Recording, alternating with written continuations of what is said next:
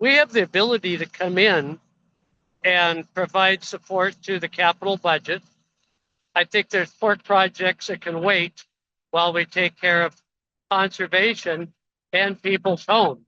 But really, what we've seen in the fires in the past years, government is the problem. You need to get tested for asbestos, tested for other, where you haul it to. Getting a building permit is hard enough for a planned development. Try getting a building permit to replace your family home.